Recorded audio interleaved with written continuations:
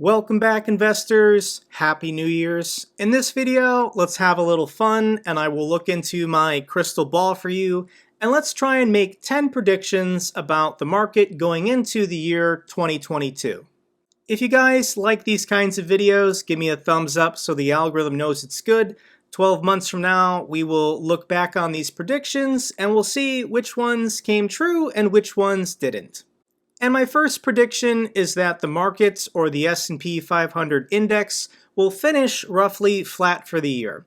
Currently, the S&P is at 4,766.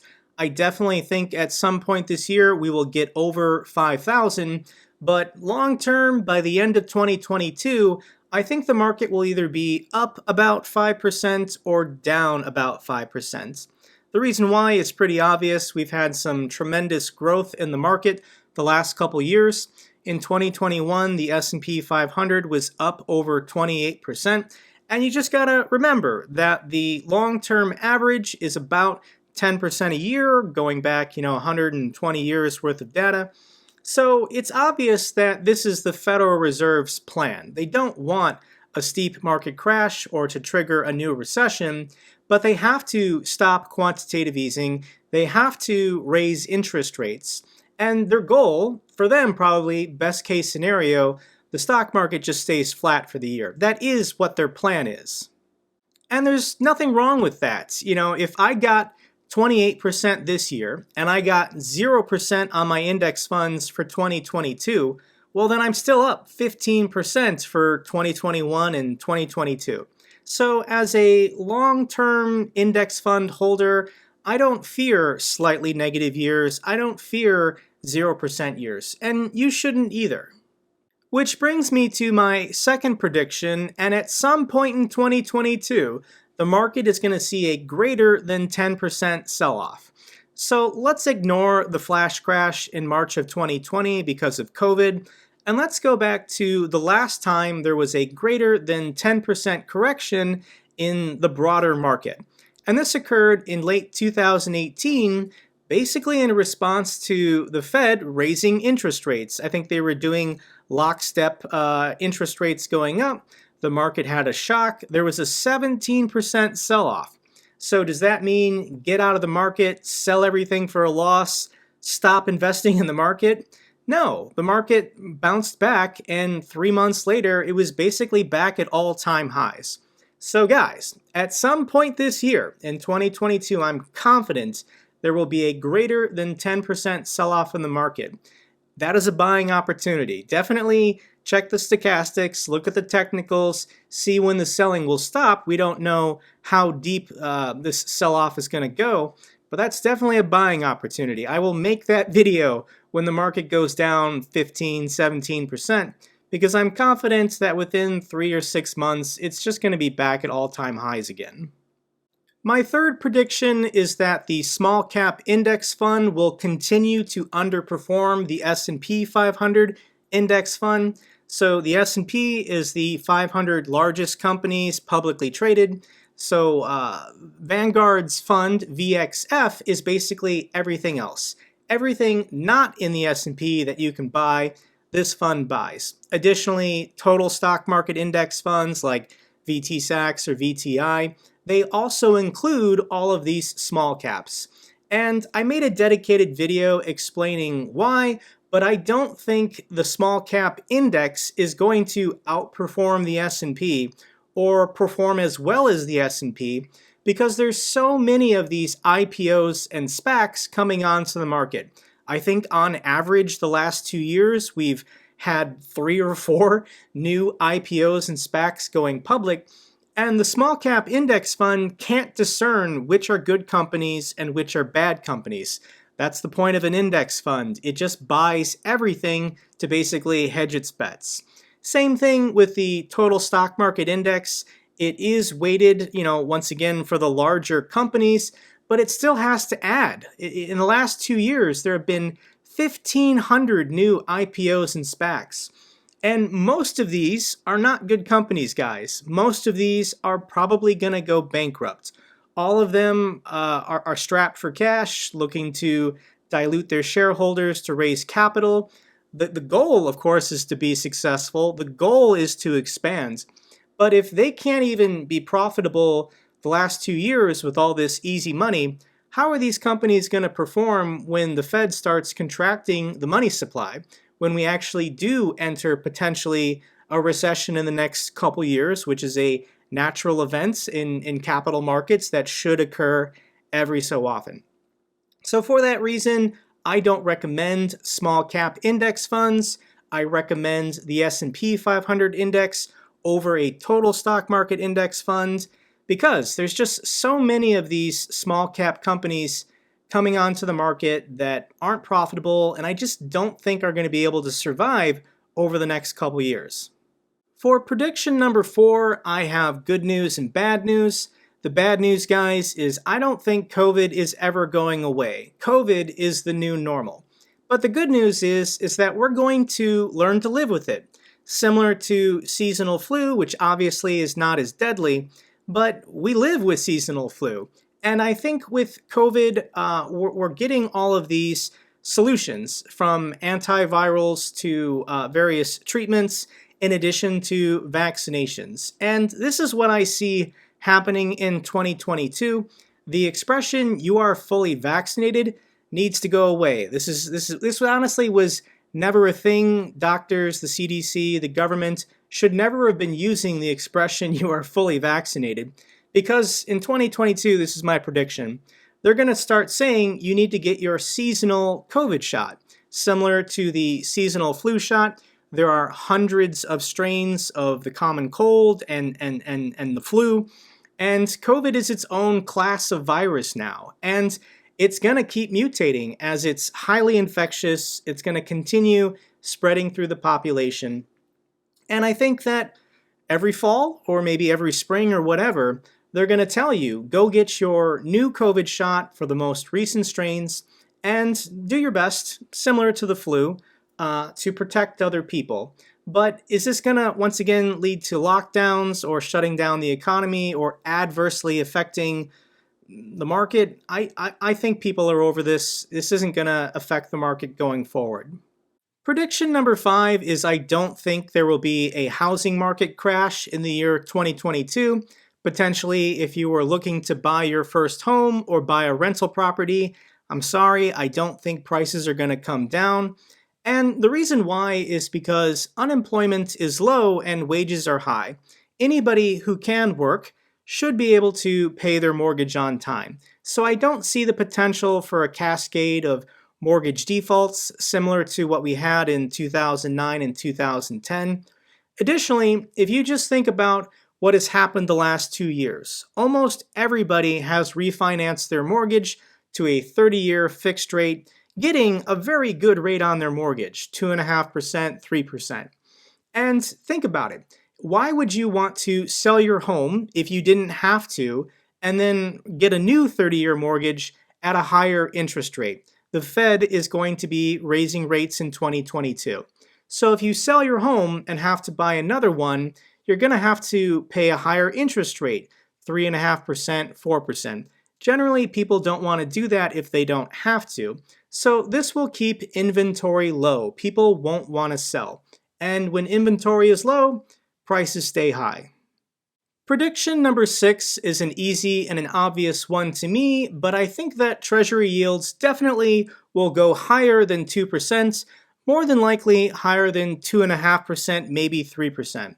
What does that mean for the market? And this graph is very interesting.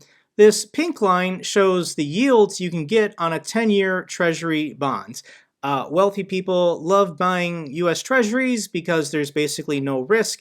It's a guarantee as long as the U.S. government doesn't collapse.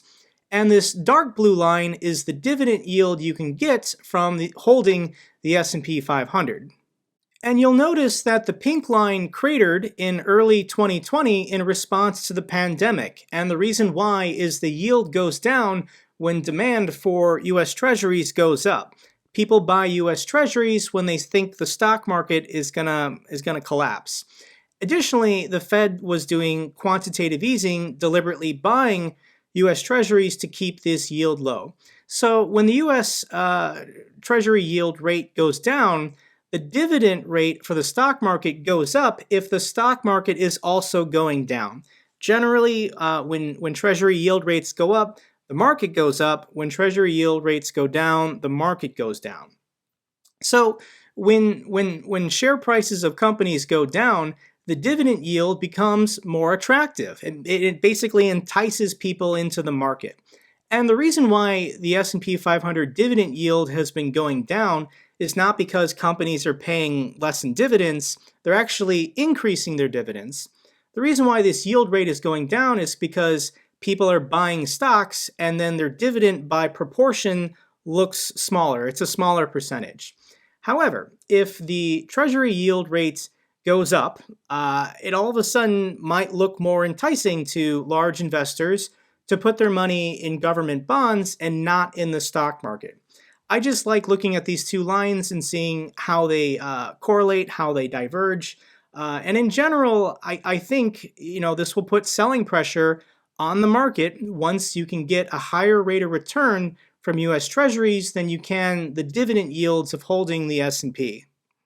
Prediction number 7 is that meme stock investing is not going away anytime soon. I think this is just the new normal of the market, given how connected everyone is on their phones with their trading apps and social media in general. When somebody has a good idea and they can memify it, I think a lot of people are just going to hop on the bandwagon. And in general, in my mind, these are all flavor of the month pump and dumps, but it's popular. People have fun doing it, even if they lose money somehow. I don't know why, but people keep falling for this. And in general, guys, I think real investing is difficult. Learning fundamental analysis, analyzing financial statements and reports, studying charts, doing technical analysis, it's difficult. And the average person wants to make money, but they don't want to put in the time and effort to learn how to do it. So when something's going to go parabolic before it crashes, I think social media is going to continue driving these, once again, flavor of the month pump and dumps. Prediction number 8 is that Amazon is going to outperform the market this year. Their market cap is currently 1.69 trillion, so it's a very large company, but its share price has been trading within this range. It's been consolidating sideways for over a year. The market was up 28%, and Amazon was only up 4.6%. So I definitely think at some point this year, Amazon's share price is going to take off, and by the end of the year, it will outperform the other mega caps this year. You think about the return you got from Apple and Google and Tesla and Microsoft. Amazon's due. And when you look at their fundamentals, when you look at their price ratios, it doesn't make sense. Like, it almost looks like Amazon all of a sudden is undervalued. How did that happen?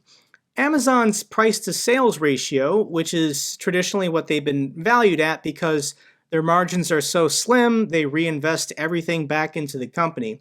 But their price to sales is only 3.7, whereas Apple is 8, Netflix is 9, Microsoft is 14, Adobe is 17, Tesla is 25, and Nvidia is 30. So Nvidia, by price to sales, is 10 times more expensive. Amazon is 10 times cheaper valuation-wise than Nvidia. So yeah, I think at some point this year, Amazon's going to take off and it's going to have a good year. Prediction number 9 might not be a popular one, but I think the Chinese stocks, specifically Alibaba, Tencent, JD, they will at some point in 2022 stop downtrending, they will consolidate sideways, and then eventually they will reverse and they will start going up again. Obviously, these stocks are not trading on their fundamentals. They're trading on a news that the Chinese Communist government has been interfering with them.